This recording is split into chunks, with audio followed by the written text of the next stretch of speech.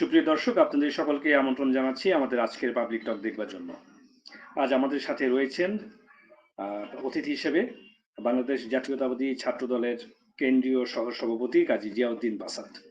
আমি সম্মানিত অতিথিকে আজকের অনুষ্ঠানে আমন্ত্রণ জানাচ্ছি কথা বলবার জন্য। আসসালামু আলাইকুম। আসসালামু আলাইকুম। ওয়ালাইকুম আসসালাম। আসসালামু আলাইকুম। সুপ্রিয় দর্শক, আমরা দেখছি প্রতিদিন নানা ধরনের ঘটনার জন্ম হচ্ছে। দেশের সার্বিক পরিস্থিতি, আইন শৃঙ্খলা পরিস্থিতি এবং বিভিন্ন জায়গা থেকে আমরা যদি একটু পর্যবেক্ষণ করি, আমরা যদি একটু চোখ কান খোলা রাখি, তাহলে প্রতিদিন আহ, ঘুমানোর সময় একভাবে দেখে যাচ্ছি আমাদের আশপাশের পরিবেশ পরিস্থিতিকে, ঘুম থেকে ওঠার পরে আরেকভাবে দেখছি। কোনো না কোনো ভাবে, কোনো না কোনো ধরনের অস্থিরতা, কোনো ধরনের ঘটনা, দুর্ঘটনা প্রতিনিয়তই আমাদের চারপাশে যেন একেবারে জেঁকে বসেছে। এমন একটি অস্থির অবস্থার ভিতর দিয়ে আমরা প্রবাহিত, আমাদের সময়কাল প্রবাহিত হচ্ছে। এরকম সমসাময়িক বিষয়গুলো নিয়েই আসলে কথা বলবো। আমি যেমনটি বলে থাকি প্রতিটি পর্বে, সেভাবেই আমি শুরু করেছি আজকেও।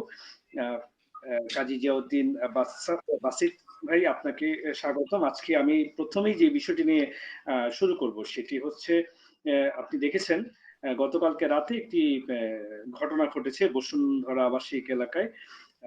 জাতীয় নাগরিক পার্টির অন্যতম নেতার, উত্তরাঞ্চলের মুখ্য সংগঠক হিসেবে দায়িত্বে আছেন জনাব সার্জিস আলম, ওনার সাথে একটি অনাকাঙ্ক্ষিত ঘটনা ঘটেছে।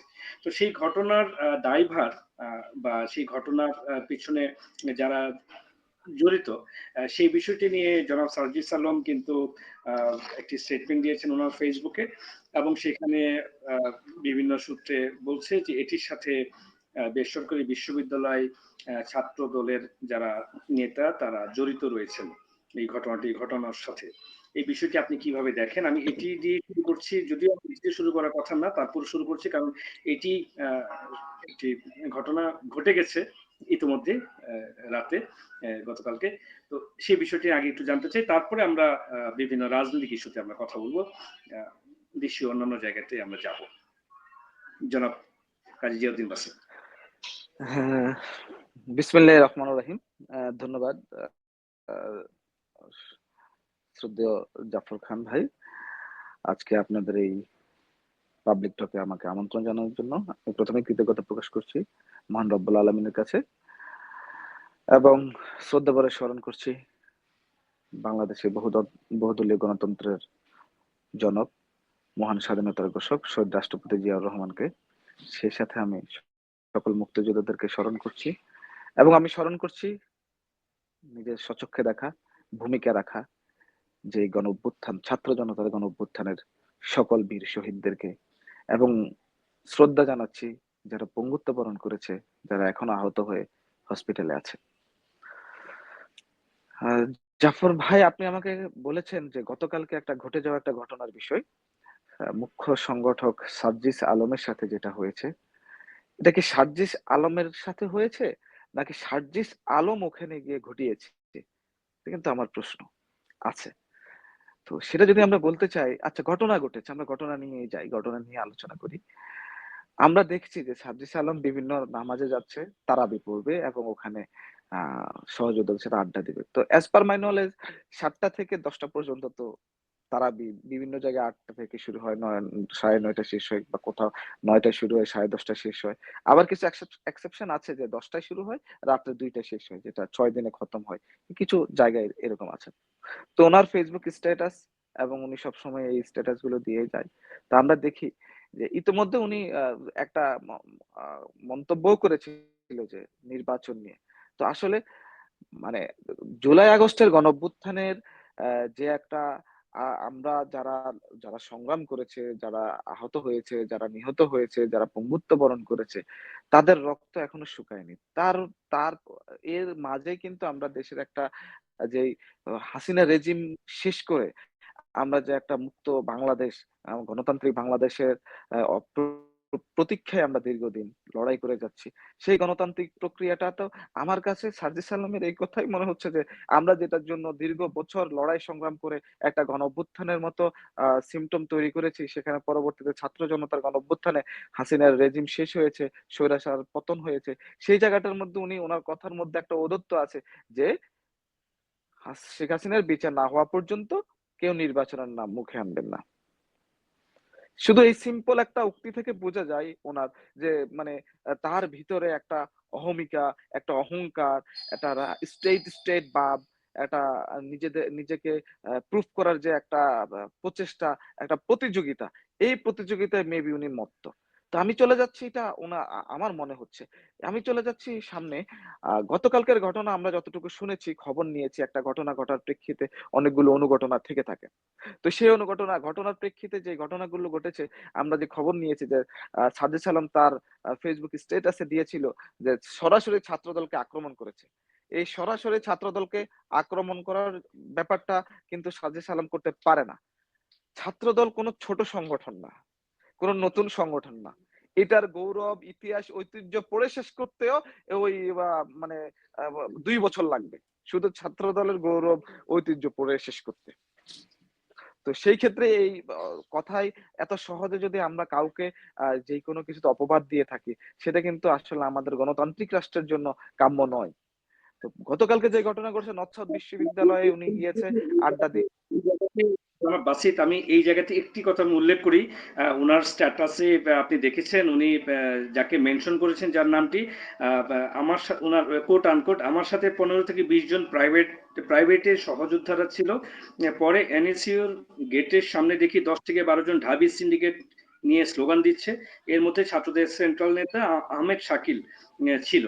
তার মানে উনি আপনাদের ছাত্রদলের আহমেদ শাকিলকে মেনশন করেছেন, যিনি হচ্ছেন বেসরকারি বিশ্ববিদ্যালয় ছাত্রদলের কোনো একটি পদে বা দায়িত্বে আছেন, যিনি ছাত্রদলের নেতা। কেন্দ্রীয় কমিটির। উনি বলছেন যে বিষয়টি, আরেকটি বিষয় হচ্ছে যে ওনাকে যে ঘটনাটি ওনার সাথে হয়েছে, সেটির সাথে মূলত যে কারণটি উল্লেখ করা হয়েছে সেটি ছিল বেসরকারি বিশ্ববিদ্যালয়ের শিক্ষার্থীদের তাদের জাতীয় নাগরিক পার্টিতে অংশগ্রহণের তেমন ভার না থাকাতে।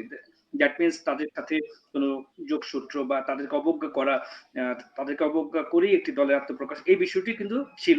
এটি একটি ক্ষোভের প্রকাশ, এইভাবে ব্যাপারটি এসেছে বিভিন্ন জায়গায়। কিন্তু জনাব সার্জিস আলম বলেছেন ছাত্রদলের কথা, বা অন্য অন্য যারা ছিলেন ওনারাও বলেছেন ছাত্রদলের কথা। বিষয়টি হচ্ছে এটি, এবং এটির সাথে আপনি আমি, আপনি যেটি বলছেন হ্যাঁ। ওখানে থাকবেন, ওখান থেকেই বলবেন।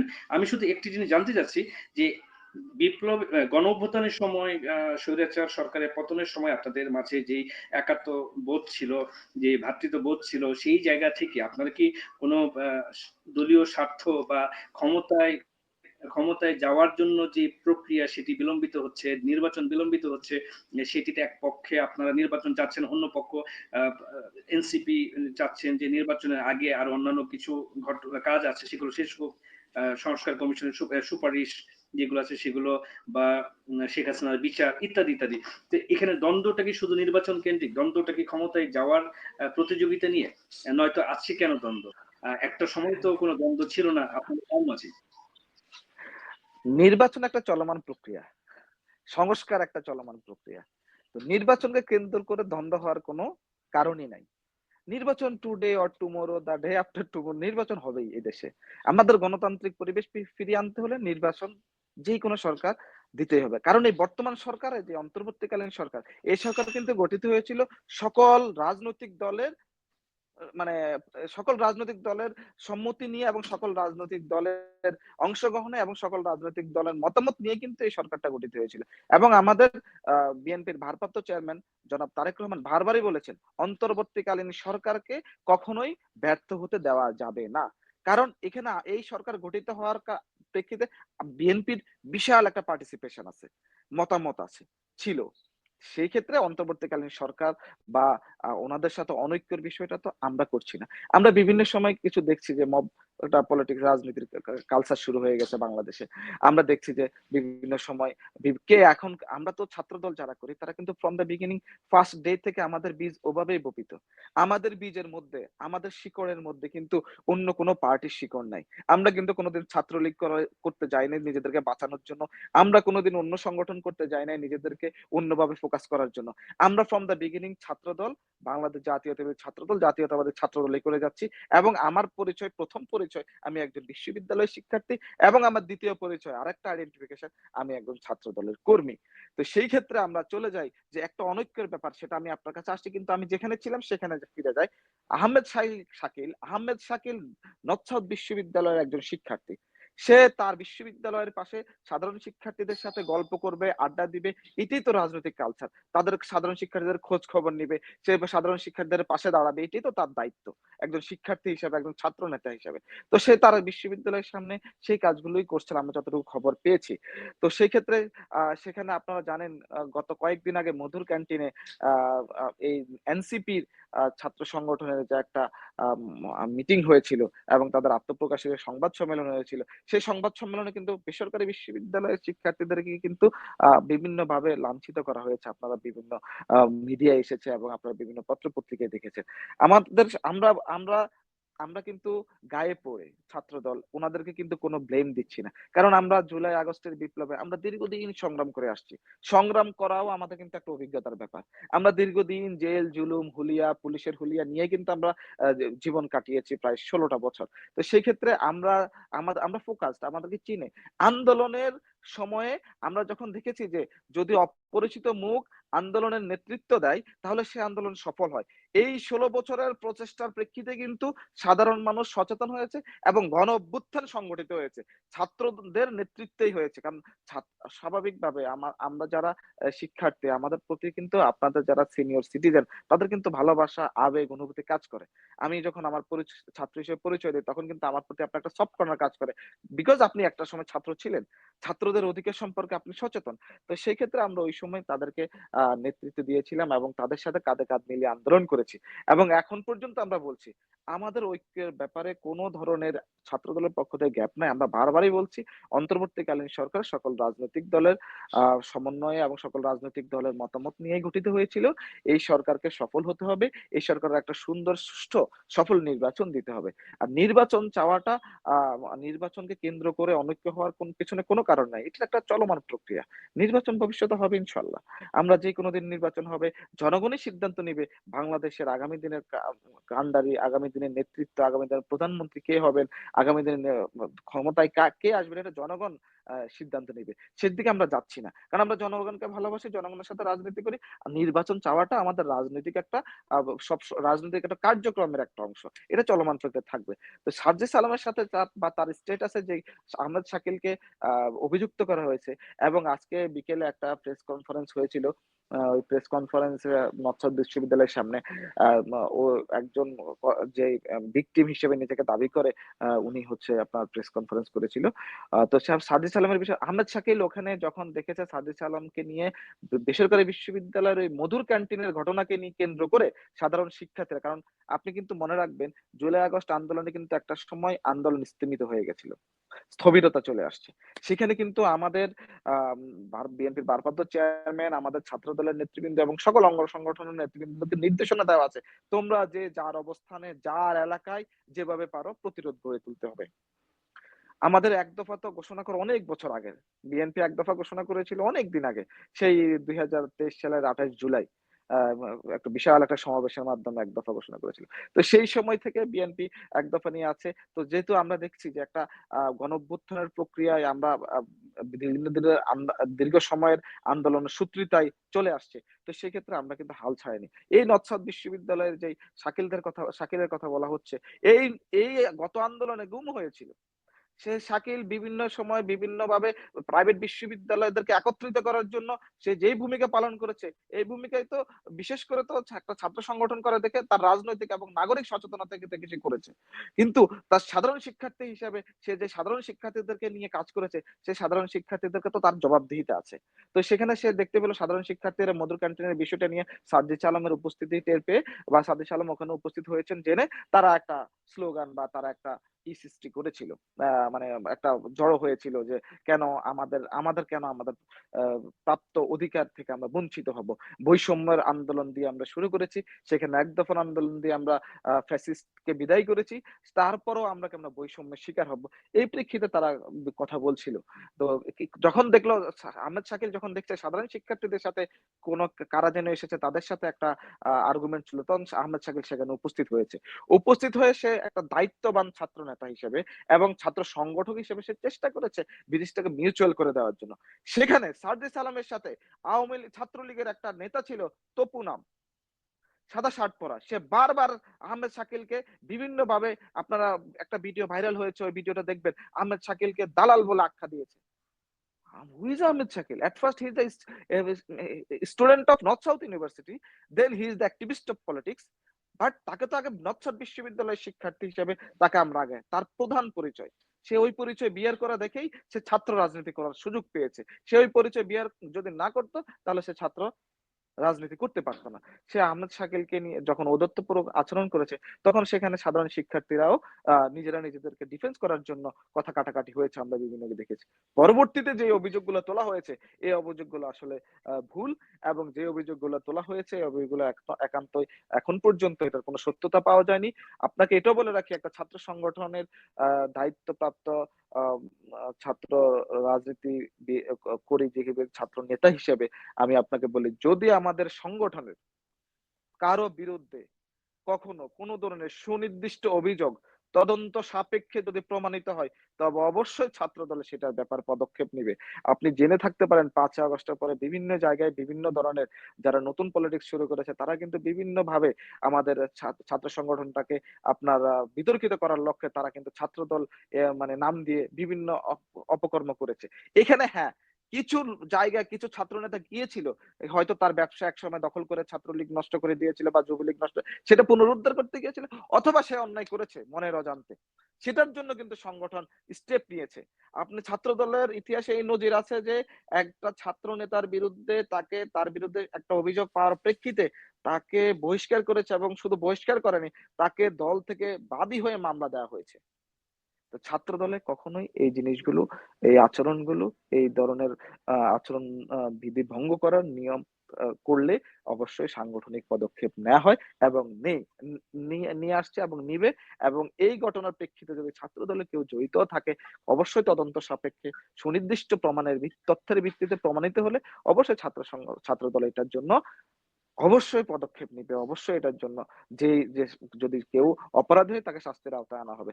তবে যে সার্জিস আলম যিনি তার অনলাইন ফেসবুকে যে একটা আ স্ট্যাটাস দিয়েছেন সেটা যদি মিথ্যা প্রমাণিত হয়, তাহলে সেই ক্ষেত্রে উনার জন্য কি হবে সেটা আপনাদের গণমাধ্যম কর্মীদের মাধ্যমে আমরা জানতে চাই। যে আসলে বিষয়টা এইভাবে হলে হবে না। ঐক্য নষ্ট হলে কিন্তু একটা পুনর্বাসন প্রক্রিয়ায় চলে যাবে। আমি হয়তো উনারা হয়তো পুনর্বাসন করবে না আওয়ামী লীগের আ বিভিন্ন পর্যায়ের ফেস ভ্যালু ওয়ালা নেতা বা ফোকাস নেতাকে। উনারা কিন্তু নিচের স্তরের থার্ড স্টেজ অথবা 4th স্টেজের নেতাদেরকে কিন্তু পুনর্বাসন প্রক্রিয়া আমরা দেখতে পাচ্ছি। এনসিপির বিভিন্ন পর্যায়ের কমিটিতে কিন্তু ছাত্রলীগের অ্যাক্টিভিস্ট কর্মীরা আছে। এনসিপির বিভিন্ন পর্যায়ের নেতৃবৃন্দের মধ্যে জনাব বাছিত, আমি এখানে একটু জিজ্ঞাসা করতে চাচ্ছি, সেটি হচ্ছে আপনি কি এই ব্যাপারটি নিশ্চিত এবং দায়িত্ব নিয়ে বলছেন যে এনসিপি দলের মাঝে বিভিন্ন স্তরে ছাত্রলীগের কর্মীরা পুনর্বাসিত হয়েছে? ইতিমধ্যে ২ জনের নাম কিন্তু সোশ্যাল মিডিয়ায় ভাইরাল হয়েছে। হ্যাঁ, আচ্ছা। আপনি ইতিমধ্যে জানেন তারা এনসিপির ছাত্র সংগঠন এবং এনসিপির নির্বাহী কমিটিতে আছে। তো বা আমরা মানে হাইলি অরিড যে এরকম যদি আ লাস্ট স্তরের নেতৃবৃন্দকে ছাত্রলীগ, যুবলীগ, আওয়ামী লীগের এরকম পুনর্বাসন প্রক্রিয়ায় যায়, তাহলে তো আসলে আমাদের জুলাই আগস্ট বিপ্লব এবং বিএনপির করা টানা ১৬ বছরের যেই নির্যাতন, গুম, খুনের শিকার হয়েছিল, তাহলে সেই জায়গায় তো আমরা আসলে শহীদদেরকে কি জবাব দেব? শহীদরা তো সব দেখছে যে আমরা কি করছি। আর জুলাই আগস্টের যারা পঙ্গু আহত তারাও আছে, যারা শহীদ তারাও দেখছে। এবং যারা পঙ্গু আহত তারাও শুনছে, তারাও ফিজিক্যালি দেখছে। আমরা আসলে কি জবাব দেব যদি আওয়ামী লীগকে, ফ্যাসিস্টকে আমরা আবার পুনর্বাসন করি? সেখানে একটা তিল পরিমাণ যদি হয়, সেই জায়গাটাতে তো আমরা জবাবদিহিতা কিভাবে আমরা তাদেরকে এটা উত্তরটা দিব? আমার কাছে, আমার ব্যক্তিগত কাছে আমি যখন ভাবি যে সব বিষয়টা আজকে পর্যন্ত যতজন শহীদ হয়েছে গত ফ্যাসিজমের আমলে, হাসিনার রেজিমে, ততটা একজনের সাথে কিন্তু মিনিমাম ৫ জন ১০ জন জড়িত তার পরিবারের সদস্য। তারা কিন্তু কতটা অসহায় এখনো দেখছে তারা। তাহলে আমাদের শহীদদের সাথে কি অন্যায় করা হচ্ছে না? যদি একজনকে আমরা পুনর্বাসিত করি আওয়ামী লীগের। ধন্যবাদ। এই পর্যায়ে আমি একটি বিষয়ে আসতে যাচ্ছিলাম জনাব বাসিত, সেটি হচ্ছে আপনি বলছিলেন যে আ বর্তমান অন্তর্বর্তীকালীন সরকার যেটি গঠিত হয়েছে সেটি সকল দল মতের আ আ দল জনমত যা কিছু ছিল সবার একটি সমর্থনই হয়েছে। দলমত নির্বিশেষে সকলেরই সমর্থন ছিল। কিন্তু সম্প্রতি বিবিসি বাংলাকে দেয়া একটি সাক্ষাৎকারে অন্তর্বর্তীকালীন সরকারের মাননীয় প্রধান উপদেষ্টা যখন সাক্ষাৎকার দিয়েছিলেন, আ বা স্যারকে, ডক্টর মোহাম্মদ ইউনূস স্যারকে জিজ্ঞাসা করা হয়েছিল যে আপনাদের বিএনপির ভারপ্রাপ্ত চেয়ারম্যান জনাব তারেক রহমান সাহেব, উনি এই সরকারের নিরপেক্ষতা নিয়ে উনার ভেতরে সন্দেহ তৈরি হয়েছে, এই ধরনের একটি কথা সম্ভবত প্রচারিত হয়েছে এবং সেই প্রশ্নটি কিন্তু করা হয়েছিল মাননীয় প্রধান উপদেষ্টাকে। তাহলে আপনি বলছিলেন যে জনমত নির্বিশেষে, দলমত নির্বিশেষে সকলের সমর্থনে সরকার গঠিত হয়েছে, আপনাদের সমর্থন আছে। কিন্তু একই সাথে আপনাদের দলের যিনি কান্ডারি ভারপ্রাপ্ত চেয়ারম্যান জনাব তারেক রহমান, উনি এই ধরনের একটি কথা কি বলেছেন সরকারের ব্যাপারে? নিরপেক্ষতা নিয়ে কি সন্দেহ রয়েছে আপনাদের আসলেই? বা বিষয়টি কেমন? একটা গণঅভ্যুত্থান পরবর্তী সময়ে যখন প্রতিটি রাজনৈতিক নেতৃবৃন্দর পক্ষ থেকে যখন আ গিয়েছিল উনারা একটা নতুন সরকার গঠনের লক্ষ্যে। এই নতুন সরকারকে কিন্তু আপনার ১ম ৩ মাস, ৪ মাস, ৫ মাস, ৬ মাসেও কিন্তু কখনো তাদের নিরপেক্ষতা এবং কখনো তাদের কোনো বিষয় নিয়ে কথা তুলেনি। এবং কারণ হচ্ছে এই সরকারটা এটা কিন্তু বিপ্লবী সরকার না। একটা বিপ্লবী সরকার গঠিত হলে কিন্তু সেটার ক্ষেত্রে অনেক কিছু হয়। এটা হচ্ছে সাংবিধানিক নিয়মকে মেইনটেইন করেই কিন্তু গঠিত হয়েছে। তো যে কথাটা আসছে নিরপেক্ষতা নিয়ে তো প্রশ্ন থাকতেই পারে। আর বিএনপির ভারপ্রাপ্ত চেয়ারম্যান যদি এরকম কথা বলে থাকে তার আগে উনি অসংখ্যবার বলেছে যে এই সরকার আমাদের সরকার। এই সরকার সকল আ রাজনৈতিক দলের মতামত নিয়ে গঠিত হয়েছে। কখনোই অন্তর্বর্তী সরকারকে কখনোই ব্যর্থ হতে দেওয়া যাবে না। তিনি এই কথা জি, বারবার উনি বলে উনি আসছেন। উনি হ্যাঁ, বারবার যে বলছেন, কোনোভাবেই ব্যর্থ হ্যাঁ, হতে দেয়া যাবে না। বারবারই বলেছেন। সেই জায়গার মধ্যে আপনি দেখেন এখন আমাদের নিরাপত্তাহীনতা, জবাবদিহিতার জায়গা এবং একটা ট্রাম্প সংস্কার এবং নির্বাচন যেটা গণতান্ত্রিক প্রক্রিয়ায় দেশ যখন আসবে অস্থিতিশীলতা এবং অনিয়ম এবং বিভিন্ন জায়গায় যেটার জন্য লড়াই করেছি ঠিক আগের পর্যায়ে যদি আমরা ফিরে যেতে চাই, তখন কি এই কথা বলাটা কি স্বাভাবিক নয়? যে আমরা আব আমরা মাননীয় প্রধান উপদেষ্টা একজন আ আ নোবেল লরিয়েট পারসন। উনাকে এই জায়গাটায় সবাই দলমত নির্বিশেষে দিয়েছে। রাজনীতিক রাজনীতিবিদ এবং রাজনৈতিক ব্যক্তিত্ব যারা, তারা কিন্তু সাধারণ মানুষের এজেন্ডাকেই কিন্তু বাস্তবায়ন করার জন্য কাজ করেন এবং সাধারণ জনগণের কিন্তু প্রতিনিধি হিসেবে তারা কাজ করেন। ওই জুলাই বিপ্লব আ ও জ গণঅভ্যুত্থান, ছাত্র জনতার গণঅভ্যুত্থান গঠিত হওয়ার প্রেক্ষিতে কিন্তু সকল রাজনৈতিক দলের নেতৃবৃন্দকে নিয়ে তারা কিন্তু ওই যে যারা অভ্যুত্থান করেছে, অভ্যুত্থান সংগঠিত করেছে, তাদের প্রতিনিধি হিসেবে কিন্তু গিয়েছেন। জনগণের প্রতিনিধি হিসেবে গিয়েছেন। এই কারণেই বিএনপির ভারপ্রাপ্ত চেয়ারম্যান জনাব তারেক রহমান বারবারই বলেছেন, এই সরকারকে ব্যর্থ হতে দেওয়া যাবে না। কিন্তু এই সরকার যে সময় নিয়ে নিচ্ছে, এই সরকার যে বিভিন্ন জায়গায় নিরপেক্ষতার জায়গা আ যেটা আছে সেই জায়গাটা যে একটা মানে আমরা যাদেরকে সামনে দিয়েছিলাম, আম পিছনে থেকে কাজ করেছি তো আমরা, বা অন্যান্য ছাত্র সংগঠন সবাই। এই গত আন্দোলনের স্টেক হোল্ডার পুরো বাংলাদেশের জনগণ। গত আন্দোলনের আ কন্ট্রিবিউশন এককভাবে কখনোই কাউকে দেওয়া যাবে না এবং ছাত্রদল এটা কখনো বলে না এককভাবে কাজ করেছে। প্রতিটি সাধারণ মানুষ। আমি আপনাকে একটা স্মৃতি বলে দেই। রামপুরায় যখন আমরা ফাইট করি, ছাত্রলীগ, যুবলীগ, আওয়ামী লীগের অস্ত্রধারী আ লোকজন এবং পুলিশের সহায়তায় তারা এবং পুলিশকে নিয়ে যারা আমাদের উপর হামলা করে, সাধারণ শিক্ষার্থীদের উপর হামলা করে, আমার সামনে একজন শহীদ হয়েছে। যখন আমি ফাইট করি ওখানে আমার সাথে ট্রাস্ট মি ছাত্র তো ছিলই, আমার সহযোদ্ধারা তো ছিলই। যারা দিনে আনে দিন খায়, রাস্তার মধ্যে ঘুমায়। যারা টোকাই বলে আমরা যাদেরকে মানে ধিক্কার দেই, ওই ছেলেগুলো, আমি সাক্ষী, আমি বলতে পারবো, ওই ছেলেগুলো নিজের জীবনের ঝুঁকি নিয়ে সামনে এগিয়ে গেছে। আমরা তাদেরকে সাথে নিয়ে গেছি। ওই ছেলেগুলো মাঠে নিয়েছে। যদি গণঅভ্যুত্থানের কৃতিত্ব দেওয়া হয়, ওই ছেলেগুলোরও দিতে হবে, সবাইকে দিতে হবে। এই কারণে বর্তমান সরকার গঠিত হওয়ার পরে একটা ছাত্র যারা এখন কিন্তু তারা পলিটিক্যাল পার্টি, এনসিপি। তারা দাবি করছে, বিভিন্ন সময় করত, ইদানিং একটু কমিয়েছে। বিভিন্ন সময় করত, they are the everything, they are the everything. কিন্তু তা না। এটা এখনো আমাদের দল থেকেও বলছে, আমরা ছাত্র দল থেকেও বলছি, সকল পর্যায় থেকে বলছি যে এই গণ অভ্যুত্থানটা, ছাত্র জনতার গণ অভ্যুত্থানটা পুরোটাই ক্রেডিট সারা বাংলাদেশের প্রতিটি স্তরের মানুষের। এককভাবে কেউ না। তো সেই জায়গাটার মধ্যে নিরপেক্ষতাটা হারিয়ে ফেলছে আস্তে, আস্তে। এই সরকারদের আপনি দৃশ্যমান কিছু দেখান না। 6 মান্থস 7 মান্থস গোইং অন, একটু দৃশ্যমান কোনো কিছু হয়েছে যে জিনিসটার প্রেক্ষিতে আমরা আ বলতে পারি যে না, উনারা আরো কিছুদিন থাকুক। একটা গণতান্ত্রিক সরকার যেরকম বিভিন্ন জায়গায় দায়িত্ব পালন করতে পারে, ইনফ্লুয়েন্সিয়াল আ রেসপনসিবিলিটি নিতে পারে, সেই জায়গায় তো একটা আ অন্তর্বর্তীকালীন সরকারের পক্ষে সেটা সম্ভব না। কারণ অনেকে অপেক্ষা করে, প্রশাসন অনেক কার্যক্রম বলে, একটা গণতান্ত্রিক প্রক্রিয়ার মাধ্যমে সাধারণ জনগণের মাধ্যমে একটা আ রাষ্ট্রীয় ভিত তৈরি হবে এবং সাধারণ মানুষের ভোটের মাধ্যমে একটা সরকার গঠিত হবে। সেই সরকারের কাছে, জনগণের কাছে জবাবদিহিতা থাকবে।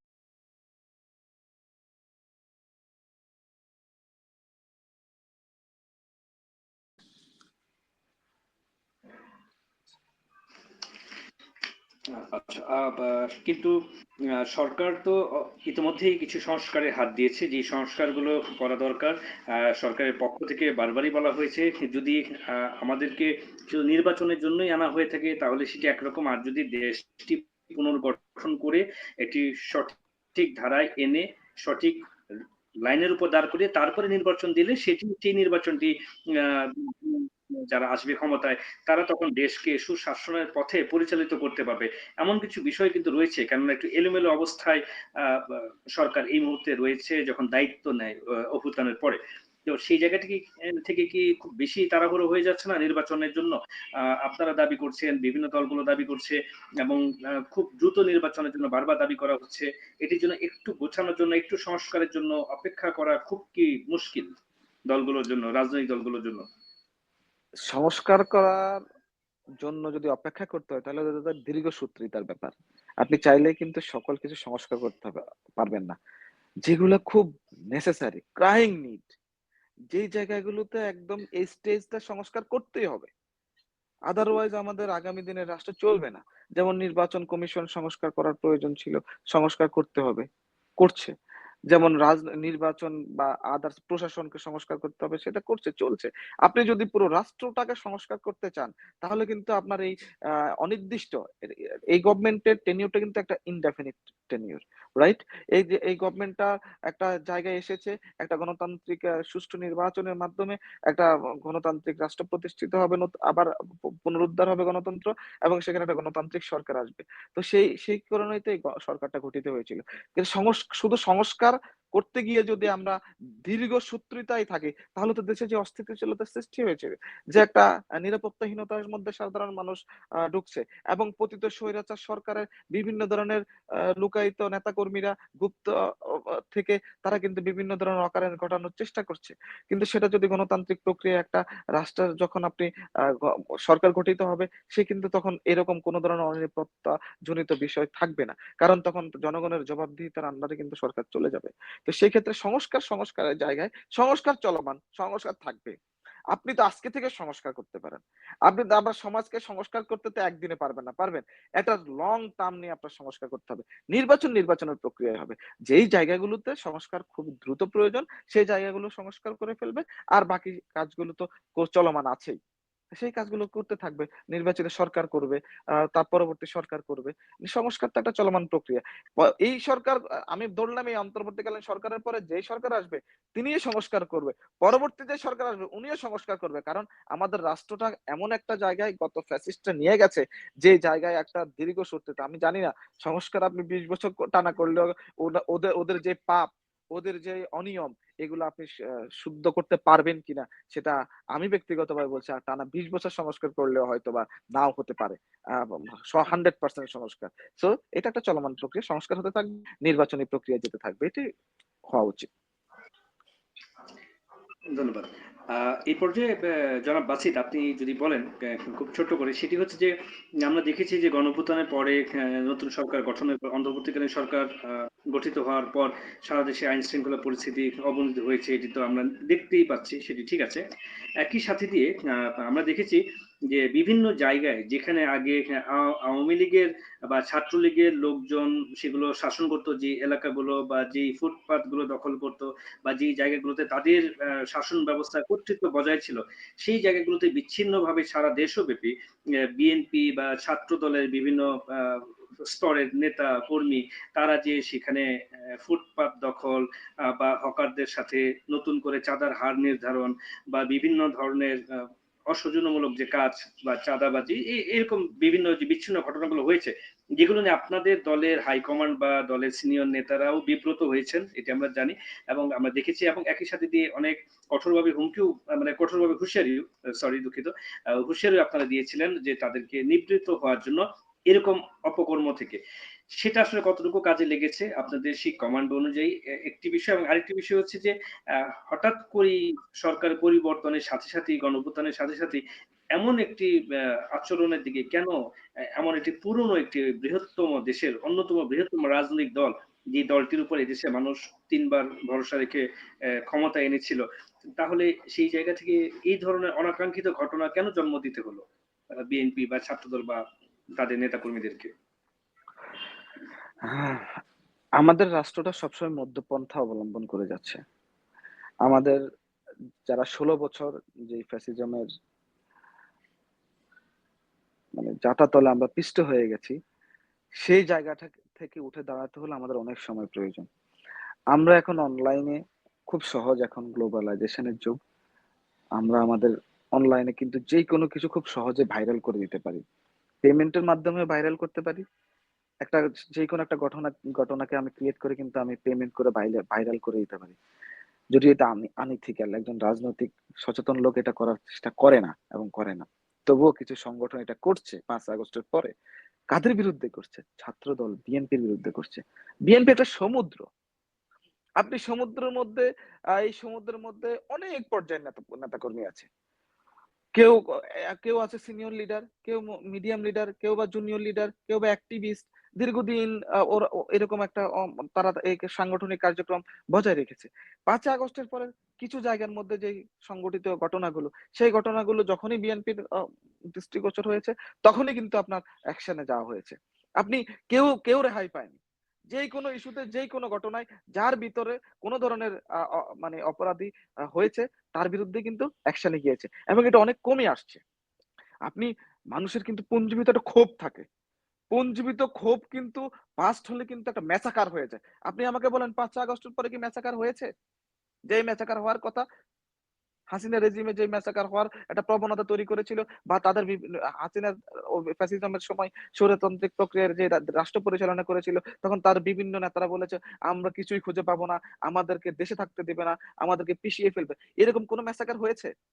আপনি আমাকে বলেন। হয়নি। কেন হয়নি? হয়নি বিএনপির ভারপ্রাপ্ত চেয়ারম্যানের দূরদর্শী নেতৃত্বের কারণে হয়নি। উনি যখন ৫ই আগস্ট সংগঠিত হয়েছিল তার প্রেক্ষিতে উনি কিন্তু বক্তব্য রেখেছেন এবং উনি কঠোরভাবে নির্দেশ দিয়েছেন যে আমাদের নেতা কর্মী সবাই কেউ যেন কোনোভাবে অন্যায় ভাবে সর্বোচ্চ উদারতা দিয়ে রাজনীতি করতে হবে। অন্যায়ভাবে কারো কাছে যেন না যায়। তবু একটা সমুদ্রের মধ্যে কিছু মাছ দুষ্টু থাকবে। কিছু মাছ একটু বেশি লাফালাফি করে, কিছু মাছ ঝাঁকে চলে। বড়রা যেভাবে যাচ্ছে এভাবেই। এটা বিশাল একটা দলের মধ্যে এরকম বিচ্ছিন্ন ঘটনা ঘটতেই পারে এবং বিচ্ছিন্ন ঘটনা নিয়ে কিন্তু দল প্রচন্ড পরিমাণে জিরো টলারেন্স সেখানে। একদমই জিরো টলারেন্স।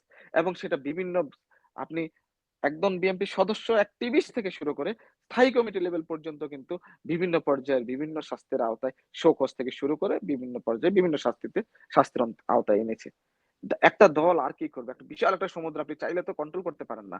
তবুও যেখানে অভিযোগ পাওয়া গেছে, সত্য অভিযোগ, যদি আপনাকে আমি দায়িত্ব নিয়ে বলতেছি, যদি ঘটনা ঘটে 2% এখন মব কালচারের কারণে এবং অনলাইনের কারণে সেই ঘটনাটাকে নিয়ে যায় 100% এ। এইটাই আমাদের জন্য, এইটাই আমার, আপনার, আমাদের সকলের জন্য। সবাই কিন্তু সবাই অনেক সময় অনেক কিছু পুনরুদ্ধার করে। সেই পুনরুদ্ধার তো দখল হইতে পারে না, পারে? আপনার বিজনেস ফ্যাসিজমের সময় ছাত্রলীগ, যুবলীগ হামলা করে দখল করে ফেলেছে। এখন সেই যে জায়গাটা আপনার তারা চলে যাওয়ার পরে আপনি সেটাকে নিজের জিনিস নিজে ফিরে পেয়েছেন। সেটা কি দখল না পুনরুদ্ধার? আপনি আপনি আপনি আপনি আমাকে বলেন। এরকম অসংখ্য ঘটনা ঘটেছে। যাদের নিজস্ব সম্পদকে আওয়ামী লীগ এত বছর দখল করে রেখেছে, সেই সম্পত্তি নিজেদের এখন তারা চলে যাওয়ার পর একটা নিরপেক্ষ দলের লোকও কিন্তু এরকম নিজেরা গিয়েছে। আমার এরকম অসংখ্য জায়গা আছে যারা আমরা বিভিন্ন সময় অভিযোগ আসতো, আমরা তদন্তে যেতাম, আমরা চেক করে যেগুলো পাইতাম সেগুলো শাস্তির আওতায় আনতো।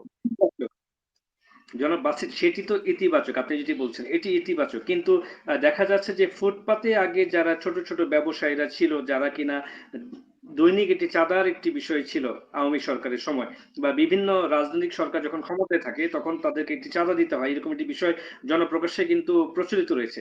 এখন সেই চাঁদার হার আবার নতুন করে নির্ধারিত হচ্ছে। সেই ফুটপাত দখল হচ্ছে, সেই চাঁদাবাজির জায়গাটি দখল হচ্ছে, পুনর্দখলের জায়গাতে বিএনপি যাচ্ছে বা ছাত্রদল যাচ্ছে, বা যখন যে সুবিধা পাচ্ছে।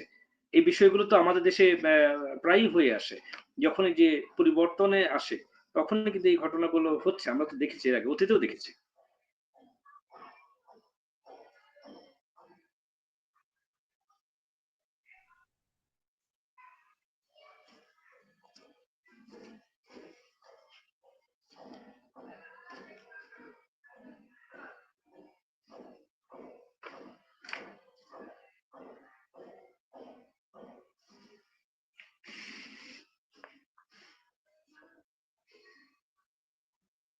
জেরুম, আমাকে শুনতে পাচ্ছেন আপনি?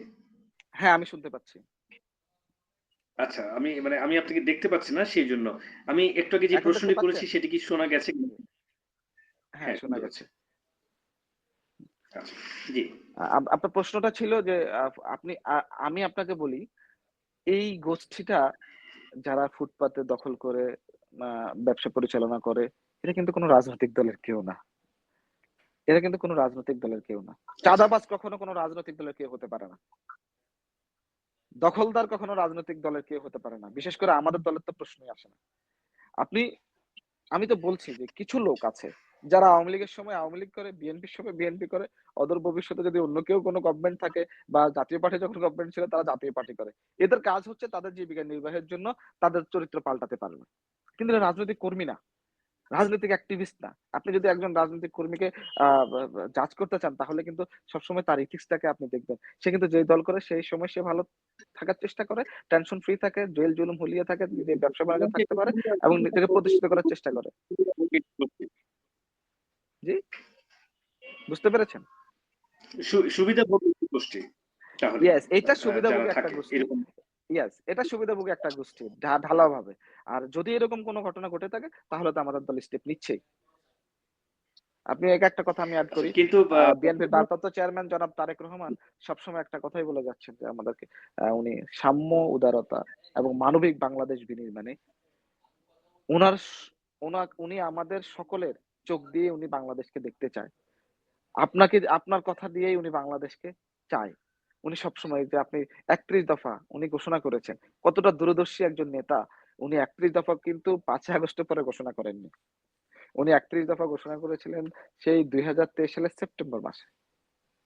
তো ৩১ দফা আপনি যদি পুরোটাই ৩১ দফাগুলো দেখে থাকেন, জনকল্যাণমূলক এবং শ্রমজীবী মানুষ থেকে সকল শ্রেণী-পেশার মানুষ এই ৩১ দফা যদি বাস্তবায়ন করতে পারে ইনশাআল্লাহ, সা জনগণের ভোটে যদি বিএনপি ক্ষমতায় আসে, ইনশাআল্লাহ এটা বাস্তবায়ন হবে এবং তখন এই দেশে এই ধরনের আর হানাহানি, কলুষিত রাজনীতি এবং নিরাপত্তাহীনতা এবং কথা বলার স্বাধীনতা, চলাফেরার স্বাধীনতা, সমাবেশের স্বাধীনতা কোন জায়গায় ব্যাঘাত ঘটবে না ইনশাআল্লাহ।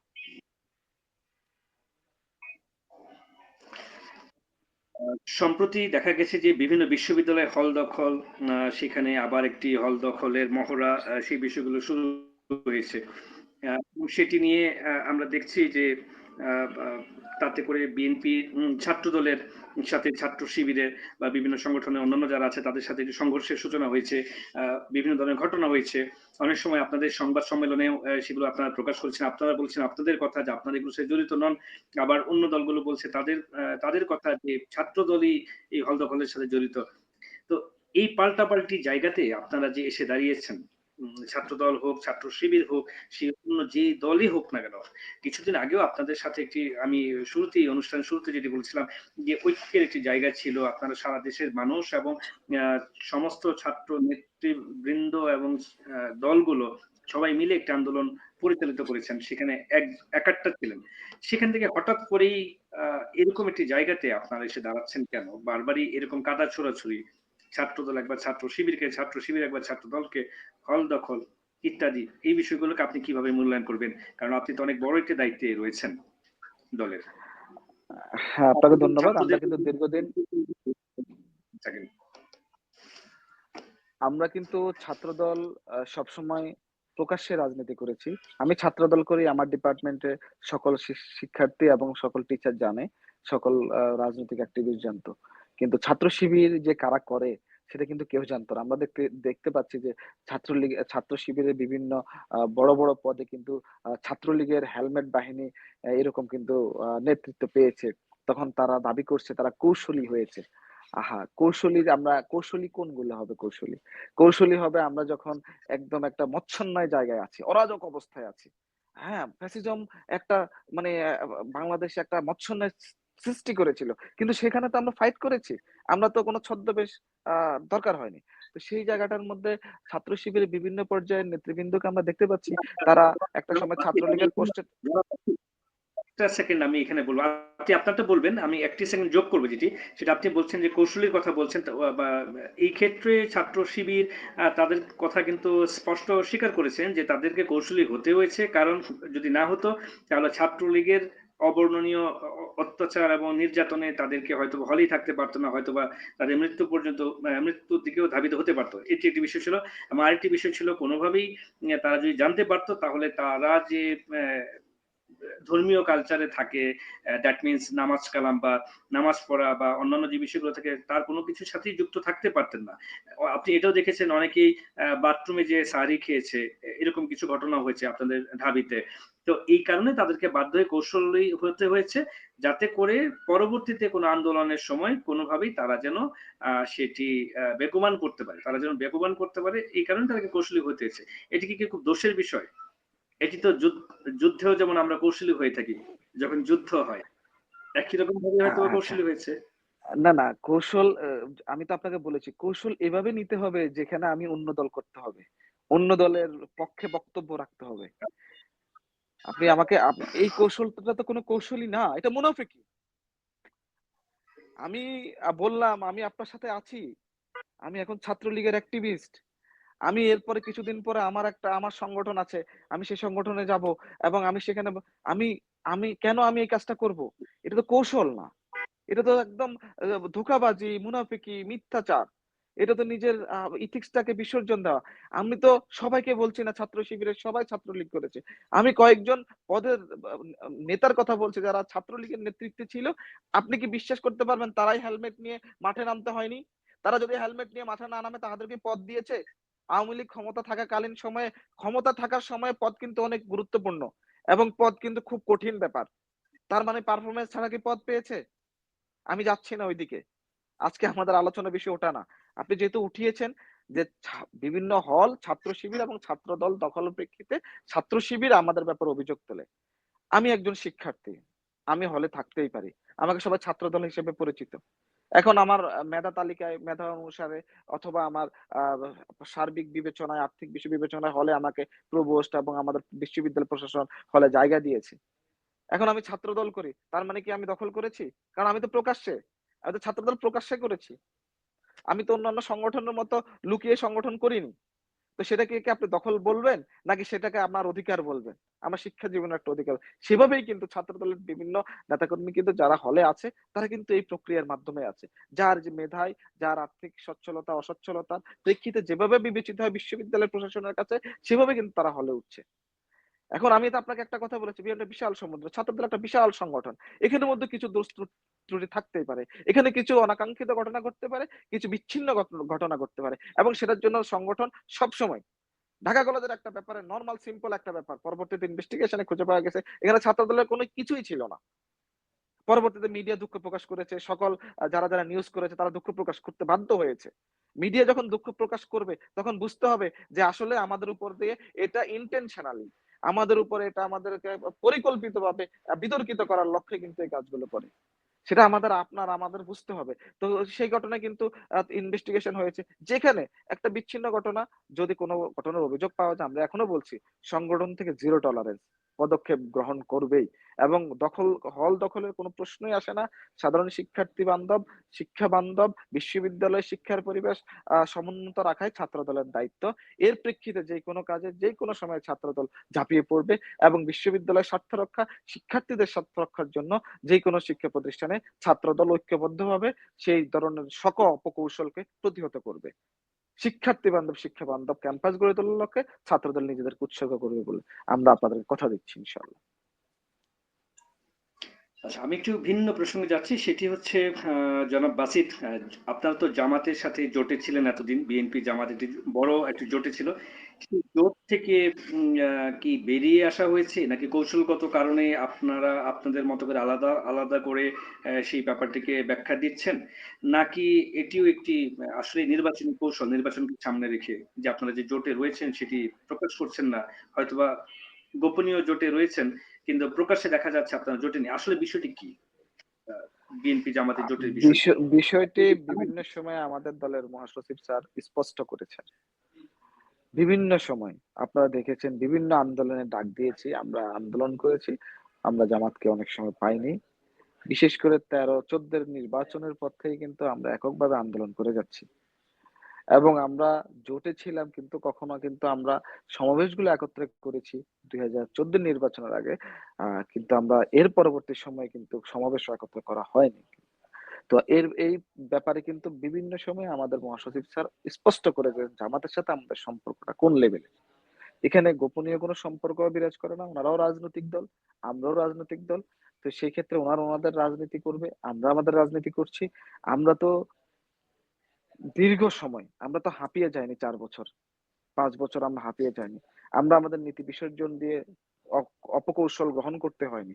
আমরা মাঠে সমুন্নতভাবে ছাত্রলীগদেরকে হুঁশিয়ারি করে আমরা রাজপথে ছিলাম। আমরা পুলিশ লীগদের গুলির মুখে রাজপথে ছিলাম। তো সেই ক্ষেত্রে জামাতের রাজনীতি করতেছে, আমরা আমাদের রাজনীতি করতেছি। আর আমাদের হাইকমান্ড বারবারই বলে দিয়েছে, আমাদের দলের পক্ষ থেকে বারবারই বলে দিয়েছে জামাতের সাথে আর আমাদের সম্পর্কটা কেমন। আমরা জামাতের সাথে কাঁধে কাঁধ মিলিয়ে যখন লড়াই করার প্রয়োজন হয়েছে, জামাত এসেছে। যখন আমাদেরকে জামাত নিজেরা নিজেরা ভাবছে যে না এখন আমরা আমাদের মতো করে করছে। এটা তো তাদের নিজস্ব স্বাধীনতা। একটা গণতান্ত্রিক দেশে সকল রাজনৈতিক দলের স্বাধীনতা নিজেদের মতো রাজনীতি করা। আর আমাদের দলের হাইকমান্ড বারবারই স্পষ্ট করেছে। আপনারা হয়তো আপনি সব জেনে থাকতে পারেন জামাত এবং বিএনপির সম্পর্ক সবসময় ছিল এবং সবসময় আ এই জায়গাটাতে ৫ই আগস্টের পরেও অনেকবার স্পষ্ট করেছে। বিভিন্ন সময় স্পষ্ট করেছে। একটা রাজনৈতিক দলের সাথে একটা রাজনৈতিক দলের যে সম্পর্ক বিদ্যমান থাকা দরকার, জামাতের সাথে ওই রাজনৈতিক দল হিসেবে অন্যান্য রাজনৈতিক দলের সাথে যে সম্পর্ক সেটি বিদ্যমান আছে বলে আমাদের দলের হাইকমান্ড বিভিন্ন সময়ে আ বলেছে। তো সেক্ষেত্রে এই জায়গাটা আপনি আশা করি বুঝতে পেরেছেন। আ ধন্যবাদ। আমি একদম শেষের দিকে এসেছি। বা বা ছোট, ছোট ২-১ টি বিষয় আমি জানতে চাইবো জনাব বাসিত। তার মাঝে একটি হচ্ছে আ খুবই আউট অফ কিউরিওসিটি, এটা অনেকেরই প্রশ্ন, জনগণেরও প্রশ্ন হয়তোবা তাদের মাঝে।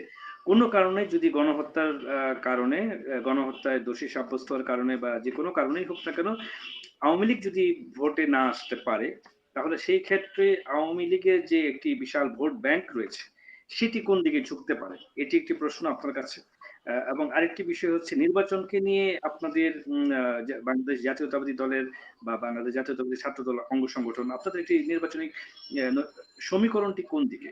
আ নির্বাচনকে সামনে রেখে কৌশলগত কারণে এমন কি হতে পারে যে আপনারাও কোনো একটি সময় আওয়ামী লীগের সাথে জোটে চলে যেতে পারেন? এরকম একটি কথা কিন্তু আ মাঠে চালাচালি হচ্ছে। যে নির্বাচনের কারণে, কৌশলগত কারণে কোনো এক সময় বিএনপি, আওয়ামী লীগও আবারও তারা জোটে চলে আসবে। চা'র দোকান থেকে শুরু করে অ্যা অভিজাত পাড়া সব জায়গায় কথা চালাচালি হচ্ছে। এই দুটো বিষয় আমি ছোট করে জানতে চাইবো।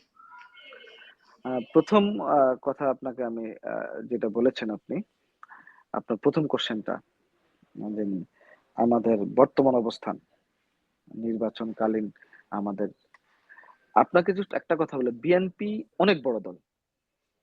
বিএনপি সোললি ইলেকশন করা দল। বিএনপি এককভাবে নির্বাচন করে এবং বিএনপি যুগপৎ আন্দোলনের মাধ্যমে সকল দলকে একত্রিত করেছে। এবং জনগণ যদি মনে করে যে যে ভোট ব্যাংকের কথা আপনি বলেছেন, সেই ভোট ব্যাংক ওয়ান্স ছিল একটা পতিত স্বৈরাচার, যখন প্রমাণিত স্বৈরাচার, প্রমাণিত ফ্যাসিস্ট হয়েছে এবং গণহত্যা করেছে স্বৈর শাসক শেখ হাসিনা, এর প্রেক্ষিতে ওই ভোট ব্যাংক আদৌ আছে কিনা সেটাও জানতে হবে, সেটাও জনগণ জানে যারা ভোটার।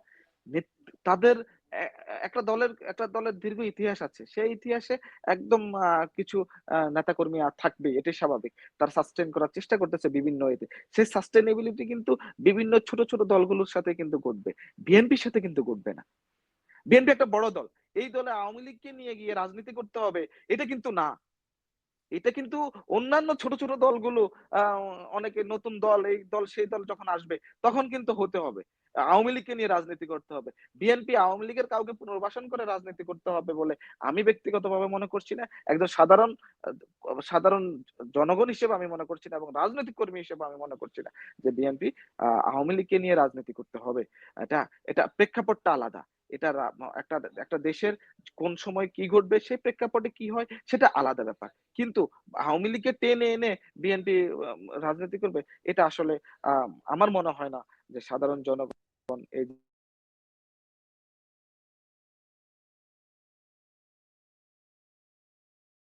করে যাচ্ছে এবং ওদের ভবিষ্যতে প্রতিবাদ করবে। এবং যারা এটা মনে করছে ওনারা ওনারা হচ্ছে এটা একটা কালচার তৈরি করতে চাচ্ছে, একটা বিভাজন তৈরি করতে চাচ্ছে, বিএনপি একটা সাইড দিতে চাচ্ছে যে পতিত স্বৈরাচার, কখনোই না, প্রশ্নই আসে না। আমরাই সবচেয়ে বেশি নির্যাতিত। বিএনপি এই ফ্যাসিজমের সময় সবচেয়ে বেশি নির্যাতিত। গুম, খুন, পঙ্গুত্ব, হাজার হাজার নেতাকর্মী, অসংখ্য নেতাকর্মী জেলে মরে গেছে। অসংখ্য নেতাকর্মী দীর্ঘ বছর জেলে পচে মরেছে। অসংখ্য নেতাকর্মীর শেষ সহায় সম্বল বাড়ির ভিটে বিক্রি করে মামলা চালাতে হয়েছে। আমরাই সবচেয়ে বেশি ভিকটিম ১৬ বছরে। সেই ক্ষেত্রে তো প্রশ্নই আসে না আওয়ামী লীগকে নিয়ে আগামী দিনে রাজনীতি করতে হবে। তো সেই ক্ষেত্রে আমি আমার ব্যক্তিগত পক্ষ থেকে এবং আমার দলের বিষয়টা তো আমাদের হাইকমান্ডই সিদ্ধান্ত নিবে। আমি একজন আ জুনিয়র আ ছাত্র দলের অ্যাক্টিভিস্ট হিসেবে আমি বলছি যে আমার ব্যক্তিগত মতে মনে হয় না কখনো এরকম কোনো কিছু ঘটবে, এবং যারা এটা তৈরি করছে তারা একটা ইনটেনশন নিয়ে, একটা পরিকল্পিতভাবে একটা বিএনপিকে হাই প্রতিপন্ন করার লক্ষ্যেই কিন্তু এই কাজটা করছে। সবশেষ যেটি জানতে চাইবো, আপনি বড় একটি রাজনৈতিক দলের অঙ্গ সংগঠন জাতীয়তাবাদী ছাত্র দলের কেন্দ্রীয় সহসভাপতি, আপনি আপনি ছাত্রদেরকে প্রতিনিধিত্ব করে থাকেন, যেটা আমি বারবারই বলছিলাম। তো আপনাদের একটা আদর্শিক জায়গা থাকে, যতদূর জানি, যে রাজনীতি ছাত্র রাজনীতিতে যারা থাকেন, আমরা সেই ৯০ দশক থেকে দেখে এসেছি। আপনাদের ৯০ দশকে যারা গণঅভ্যুত্থানে জড়িত ছিলেন, যাদেরকে আইকনিক ভাবা হতো, এই দেশের মানুষ আইকনিক ভাবে দেখতো, এখনো দেখেন হয়তোবা, জনাব আমানুল্লাহ আমান, খায়রুল কবির খোকন, ফজলুল হক মিলন বা নাজমুল হক প্রধান, যারা ছিলেন ওই সময়কে ৯০ দশকে সারা জাগানোর নেতা, সেই যে আদর্শ একটি জায়গা তারা ধারণ করেছিলেন, সেই জায়গা থেকে পরবর্তীতে দেখেছি যে যারা ছাত্র রাজনীতিতে এসেছে তাদের মাঝে সেটির বেশ ঘাটতি রয়েছে। ঘাটতি আমরা দেখেছি। কারণ ছাত্র রাজনীতি এখন কিছুটা লাভজনক জায়গায় চলে গেছে, ব্যবসায় বিনিয়োগের মতো চলে গেছে। ছাত্র রাজনীতি করা মানেই আমার দুদিন পরেই একটি বিলাসবহুল গাড়ি হচ্ছে, বাড়ি হচ্ছে, ব্যাংক ব্যালেন্স হচ্ছে, বিভিন্ন প্রোটোকল আমাকে মেনটেন করতে হচ্ছে। আমি যখন নেতা হিসেবে কোনো একটি এলাকায় যাব, তখন সেখানে সামনে পেছনে ১০-২০টা মোটরসাইকেল, মাঝখানে অনেকগুলো গাড়ি, শোডাউন এটসেট্রা, অনেকগুলো বিষয় আমরা গত দীর্ঘ সময় দেখে এসেছি। মানে রাজনীতির ধারাবাহিকতা যে জায়গাটি ছিল, আর আদর্শিক যে জায়গাটি ছিল, সেটি কালক্রমে নষ্ট হয়ে গেছে কিনা জানি না, বলতে পারবো না, সেটা আপনারা বলতে পারবেন যেহেতু আপনারা রাজনীতি করেন, যুক্ত। তবে সেই জায়গাটি পরিবর্তিত হয়েছে। শোডাউন, এটি ডিফারেন্ট কালচার, যত বেশি লোক দেখানো, যত বেশি শোডাউন হয় সে তত বেশি বড় নেতা। এই কালচার গুলো কিভাবে এসেছে আসলে? আর এই আদর্শ জায়গাটি থাকা উচিত আপনি একজন ছাত্র রাজনীতিবিদ হিসেবে মনে করেন? কারণ আপনার মতো এরকমই ছাত্র রাজনীতিবিদ ছিলেন জনাব আমানুল্লাহ আমান, খায়রুল কবির খোকন, নাজমুল হক প্রধান, হাবিবুর রহমান হাবিব। উনারা ছিলেন কিন্তু।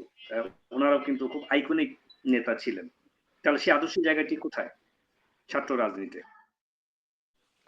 পরিবর্তন হওয়া উচিত কিনা? ছাত্র রাজনীতিতে আমি যখন অফকোর্স ছাত্র রাজনীতিতে আমি যখন অনুপ্রাণিত হই সেই সময় কিন্তু ছাত্র রাজনীতির আপনি যে কথাগুলো টেনে এনেছেন যে ছাত্র রাজনীতি করলে আধিপত্য বিস্তার করা যাবে এবং ছাত্র রাজনীতি করলে বিলাসবহুল গাড়ি বাড়ি হবে। আমি যখন অনুপ্রাণিত হয়েছিলাম তখন এরকম কোনো সম্ভাবনা ছিল না। যেই সম্ভাবনাটা সৃষ্টি হয়েছে লাস্ট 15 ইয়ার্সে তো শেখ হাসিনা তার রেজিমে এমন একটা রাষ্ট্র কাঠামো এমন একটা প্রক্রিয়া গড়ে তুলেছে যে তার ছাত্র সংগঠন এবং তার বিভিন্ন অঙ্গ সংগঠনকে আঙ্গুল ফুলে কলা গাছ হইতে সর্বোচ্চ সহযোগিতা করেছে। আমরা যে সময় ছাত্র রাজনীতি করতে অনুপ্রাণিত হয়েছি তখন কিন্তু ছাত্র রাজনীতিবিদের কিন্তু এরকম বিলাসবহুল কোনো কিছু ছিল না। দ্যাট মিনস আমি আপনাকে 2009-এর আগের কথা বলছি। আপনি চিন্তা করবেন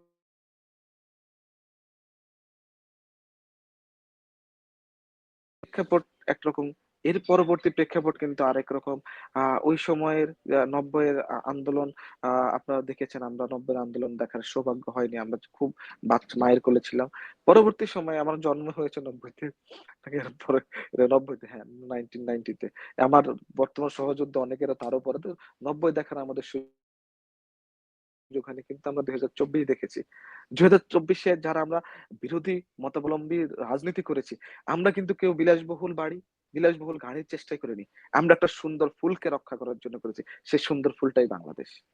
আমরা সাড়া দিয়েছি বিএনপির ভারপ্রাপ্ত চেয়ারম্যান জনাব তারেক রহমান তার নির্বাসনের 17 বছর। আমরা খেয়াল করেছি দেশনেত্রী বেগম খালেদা জিয়া 75 বছর বয়সে কারাগারে অন্তরীণ। আমরা দেখেছি এদেশের ব্যাংক লুট হয়েছে, শেয়ার বাজার ধ্বংস হয়েছে। আমরা দেখেছি এদের অর্থনৈতিক অবস্থা ভালনারেবল হয়ে গেছে, রিজার্ভ নেমে গেছে নিচে। আমরা দেখেছি যে এই দেশের প্রতিটি জায়গায় একটা আধিপত্যবাদ বিস্তার করেছে, প্রতিটি জায়গায় একটা ফ্যাসিজমের সৃষ্টি হয়েছে, প্রতিটি জায়গায় এমন এমন রাজনৈতিক দখলদারিত্বের সৃষ্টি হয়েছে, সেটার বিরুদ্ধে কিন্তু আমরা সবাই মিলে সোচ্চার হয়েছি। বর্তমানে এই পরিবর্তিত সময়ে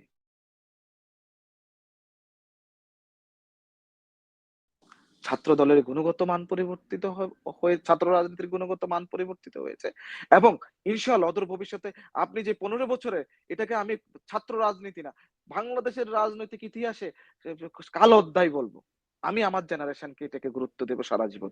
আমাকে যদি উদাহরণ টানতে হয় আমি টানবো যে 13-14 আন্দোলন, আমি যদি উদাহরণ দিতে হয় আমি টানবো যে আপনারা 18-র আন্দোলন, আমি টানবো 24-এর আন্দোলন, কারণ আমি তো দেখেছি, আমি এটা এই সংগ্রাম আমি করেছি।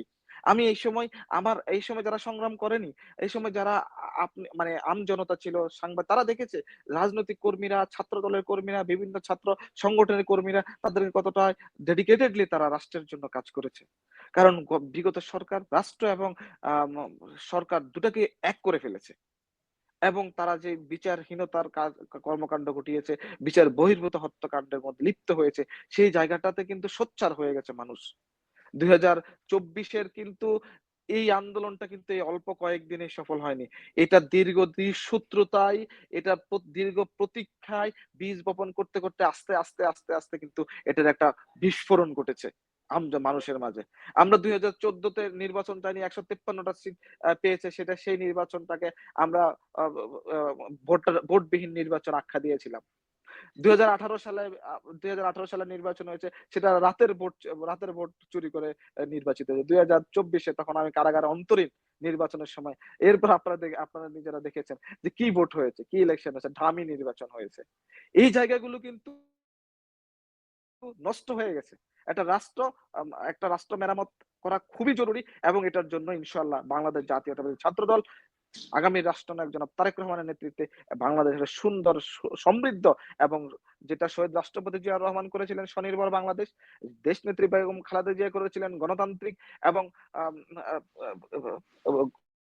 আ গণতান্ত্রিক বাংলাদেশ এবং আগামী রাষ্ট্রনায়ক জনাব তারেক রহমানের নেতৃত্বে হবে সমৃদ্ধ বাংলাদেশ ইনশাআল্লাহ। আপনারা সবাই ইনশাআল্লাহ ভালো থাকবো, এই প্রত্যাশা করি। আপনাকে অসংখ্য ধন্যবাদ আমাদের সাথে এতক্ষণ থাকার জন্য। অনেক মূল্যবান কথা এবং মূল্যবান মূল্যবান বিশ্লেষণ আমাদেরকে দেওয়ার জন্য। একই সাথে একটি বিষয় দিয়ে আমি শেষ করব আজকের অনুষ্ঠান। সেটি হচ্ছে একটি বিষয় ইতিবাচক লেগেছে জনগণের কাছে। আমার কাছে মনে হয় যে জুলহাস নামে একজন বিমান আবিষ্কারের একটি বিষয় আপনি দেখেছেন। যেটিকে আপনাদের দলের সম্মানিত ভারপ্রাপ্ত চেয়ারম্যান উনি স্বীকৃতি দিয়েছেন। উনি স্বীকৃতি দিয়েছেন মানে হচ্ছে উনি এটিকে সহযোগিতা করে সামনে এগিয়ে যাওয়ার জন্য যা কিছু করা দরকার আপনাদের দলের পক্ষ থেকে করা হবে বলে নির্দেশনা দিয়েছেন। আ এরকম একটি বিষয়। তো আমার মনে হয় বাংলাদেশে এটি আবার আমি আমার ক্ষুদ্র অ জায়গা থেকে যদি দেখি আরকি, এরকম স্বীকৃতির জায়গা বা এটিকে এগিয়ে নিয়ে যাওয়ার জন্য যে পৃষ্ঠপোষকতা বাংলাদেশে এটি মনে হয় আগে হয়েছে কিনা আমি একটু সন্দিহান। কারণ আমাদের দেশে কিছু কেউ আবিষ্কার করলে সেটি পরবর্তীতে আর আলোর মুখ দেখে না। সেটি সেখানেই নিমজ্জিত হয়ে যায়। এই কালচারটি আমরা দেখেছি। তো সেটির জন্য আপনাকে এবং আপনার দলকে ধন্যবাদ জানাচ্ছি। জনাব মোহাম্মদ ধন্যবাদ। কাজী জিয়াউদ্দিন বাসিত আপনি যখন কথা বলছিলাম, আপনাকে অসংখ্য ধন্যবাদ। আমাদের অনুষ্ঠানে এতক্ষণ সময় দেওয়ার জন্য। আবারও আপনার সাথে দেখা হবে কোনো এক পর্বে আরো নতুন কোনো বিষয় নিয়ে। জি। আসসালামু আলাইকুম। ভালো থাকবেন। ধন্যবাদ জানাচ্ছি পাবলিক টককে। এবং বিশেষভাবে ধন্যবাদ জি, জানাচ্ছি জাফর ভাই আপনাকে। ভালো থাকবেন, সুস্থ থাকবেন এবং রমজানুল মুবারক। বা সুস্থ থাকবেন ইনশাআল্লাহ। আসসালামু আলাইকুম। ধন্যবাদ। আসসালামু আলাইকুম।